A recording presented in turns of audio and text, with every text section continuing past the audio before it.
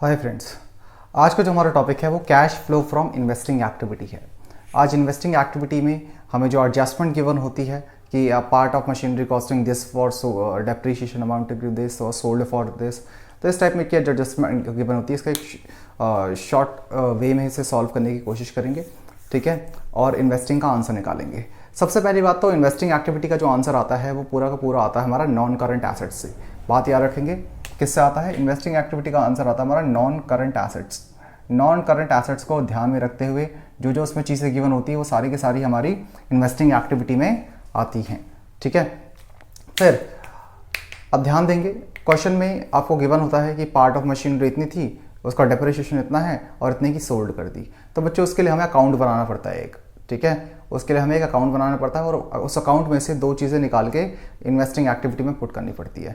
Investing activity में सिर्फ दो ही चीज़ें आती हैं बच्चों, इन्वेस्टिंग एक्टिविटी में मेनली सिर्फ दो चीज़ें आती हैं, एक परचेज ऑफ एसेट्स और एक सेल ऑफ एसेट, ठीक है।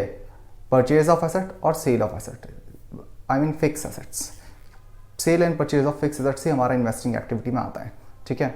देखिए, और इन्वेस्टिंग एक्टिविटी का सारा आंसर किससे बनाना पड़ता है, हमें नॉन करंट एसेट से बनाना पड़ता है। आइए क्वेश्चन देख लेते हैं। प्लांट एंड मशीनरी हमारा 4 लाख है, अब 6 लाख का हो गया, ठीक है। देखेंगे प्लांट एंड मशीनरी पे हमें एडजस्टमेंट है, यहाँ देखिए, तो इसका हम अकाउंट बनाएंगे, ठीक है।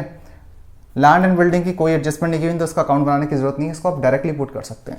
लैंड एंड बिल्डिंग की वैल्यू कितने की थी, पहले 10 लाख की, अब हो गई 5 लाख। इसका मतलब हमने लैंड एंड बिल्डिंग को बेच दिया।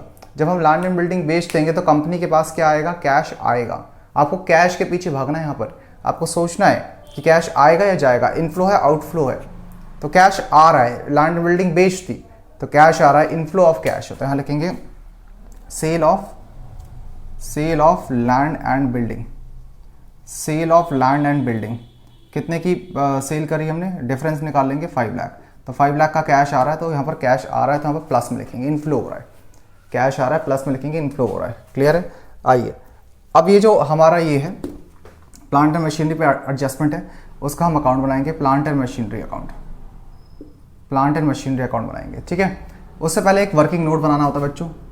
वर्किंग नोट कैसे बनाता है, सबसे पहले लिखते हैं प्लांट एडजस्टमेंट में जो कॉस्ट गिवन है, a part of plant costing 50,000, सबसे पहले यहाँ लिखेंगे कॉस्ट है 50,000, फिर इसमें से माइनस कर देते हैं डेप्रीसिएशन। उस पार्ट में डेप्रीसिएशन कितना लग चुका है, तो डेप्रीसिएशन कितना है, depreciation amounting to 50,000, depreciation amounting to 20,000, तो यहाँ से डेप्रीसिएशन को हम यहाँ से माइनस कर देंगे, तो ये जो आंसर आता है इसे बच्चों बुक वैल्यू कहते हैं, इसे हम बुक वैल्यू कहते हैं। हमें इससे मतलब नहीं होता, इसमें से माइनस करते हैं सेल वैल्यू से, सेल वैल्यू को यहाँ से माइनस करना होता है। बुक वैल्यू से हम क्या माइनस करते हैं, सेल वैल्यू। सबसे पहले कॉस्ट लिखेंगे, कॉस्ट में से डेप्रीसिएशन क्वेश्चन में गिवन है, डेप्रीसिएशन को माइनस कर देंगे, फिर बुक वैल्यू आ जाती है, ठीक है। बुक वैल्यू में से हम माइनस कर देते हैं सेल वैल्यू, सेल वैल्यू भी क्वेश्चन में गिवन है, सेल वैल्यू गिवन है सोल्ड फॉर 20,000, सोल्ड फॉर 20,000। फिर हम देखते हैं इन दोनों को कंपेयर करा जाता है, बुक वैल्यू थी 30,000 से कंपेयर करते हैं सेल वैल्यू को, मतलब 30,000 की एसेट 20,000 में बेच दी, बुक वैल्यू को और सेल वैल्यू को कंपेयर करा जाता है।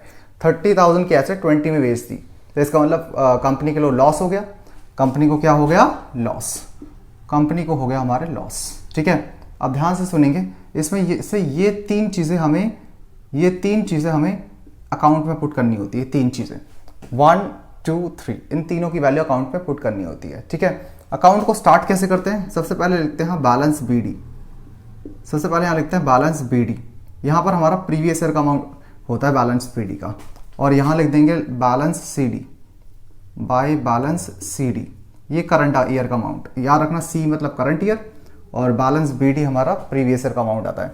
बताइए प्लांट मशीनरी का प्रीवियस ईयर ये है, करंट ईयर ये है, प्रीवियस ईयर का अमाउंट कितना है 4 लाख, तो यहाँ लिख देंगे 4 लाख। फिर करंट ईयर का अमाउंट कितना है 6 लाख, तो यहाँ लिख देंगे 6 लाख। करंट ईयर का सीडी लिखते हैं, करंट ईयर का सीडी में लिखना होता है। क्लियर है। अब ये जितनी भी चीज़ आपको दिख रही हैं ये सारी की सारी क्रेडिट साइड जाएंगी, डेप्रीसिएशन क्रेडिट में आएगा, बाय डेप्रीसिएशन इसे क्रेडिट में लिख देंगे, डेप्रीसिएशन 20,000, सेल यहाँ लिख देंगे बाय बैंक अकाउंट और ब्रैकेट पे लिख देंगे सेल 20,000। उसके बाद लॉस गिवन है, लॉस भी यहीं पर ही आएगा, लिखेंगे by profit and loss account और ब्रैकेट में लिख देंगे लॉस, कितने का लॉस है 10,000। इन केस एक बात ध्यान रखेंगे, इन केस यहाँ प्रॉफिट आ रहा होता, लॉस ना आके प्रॉफिट आ रहा होता, ठीक है। प्रॉफिट कब आता, या 30 लाख की एसेट 30 से ज़्यादा में बेची, मान लो 40 लाख में बेच देती, 30,000 की एसेट 40,000 में बेच देती, तो फिर 10,000 का हमारा प्रॉफिट हुआ था।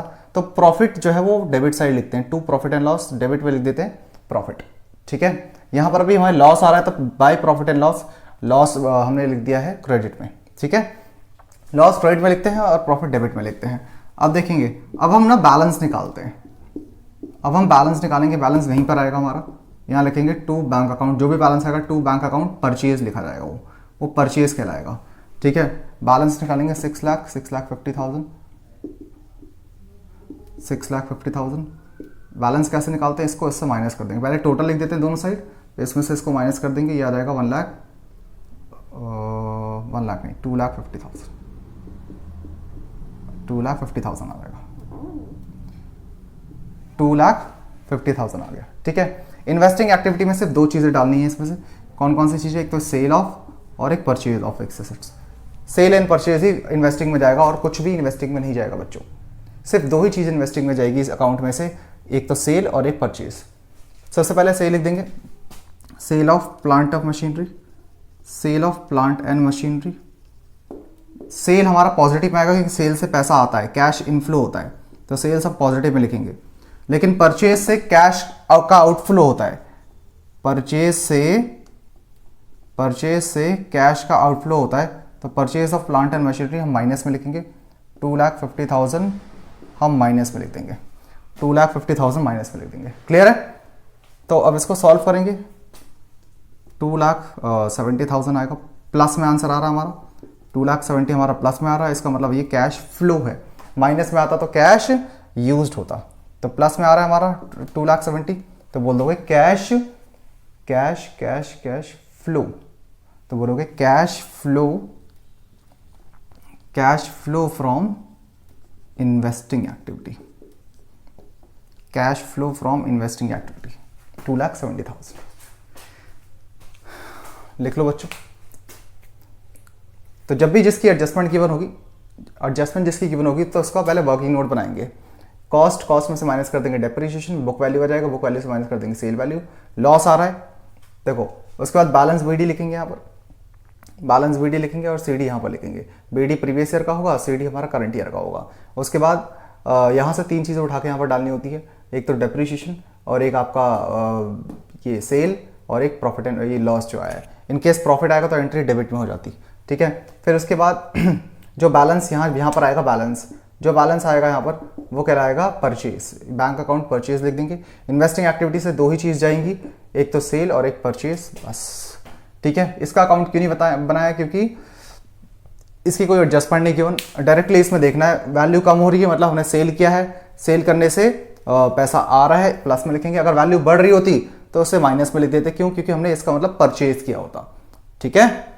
आई होप सबको क्लियर होगा। Thank you so much for watching the video, thank you.